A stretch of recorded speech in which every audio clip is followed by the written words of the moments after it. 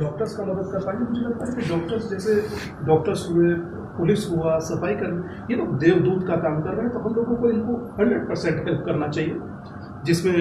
VC साहब ने भी 100% सहमति जताई कि हम लोग साथ हैं और हम लोग साथ मिलकर सरकार के साथ काम करेंगे और जितना भी हो सके हम लोग प्रयास करें कि हम लोगों की तरफ से कोई लॉ एंड ऑर्डर की प्रॉब्लम ना हो। हमने एक जैसे विषय आया था,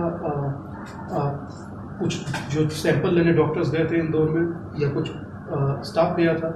उनके साथ पत्थर मारा गया, पुलिस को मारा गया, डॉक्टर्स पर थूका गया, तो उसको भी लेकर हमने वीसी साहब से कहा, तो उन्होंने इस चीज़ को लेकर भी आपत्ति भी जताई और अपना विरोध भी जताया कि बिल्कुल नहीं होना चाहिए। जो हम लोगों के लिए काम कर रहे हैं हम लोग उनके साथ खड़े हों बजाय कि उनके खिलाफ खड़े होने के। तो मुझे लगता है कि आज जो यहाँ से जो संदेश जाएगा वो ना कि हिंदुस्तान के लिए, पूरी दुनिया में रहने वाले जितने भी मुस्लिम भाई हैं उन लोगों के लिए भी एक सार्थक होगा। और मैं समझता हूँ कि आज हमारा यहाँ पर आना और वीसी साहब से 2 साल बाद दोबारा से मिलना मुझे लगता है कि सार्थक है, और इसकी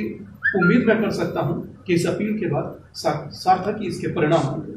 लगता है मुफ्ती साहब जी क्या इस मौके पर स्वामी जी एक बात मैं और कहना चाहता हूँ कि मीडिया की तरफ से जो इसको धार्मिक रंग दिया जा रहा है ये किसी तरह मुनासिब नहीं है, इसको सारी निशानी के रंग पर देखना चाहिए। हम 100% आपकी बात से सहमत हैं। मैं तो पहले ही कह रहा था कि कोरोना तो समाजवादी है,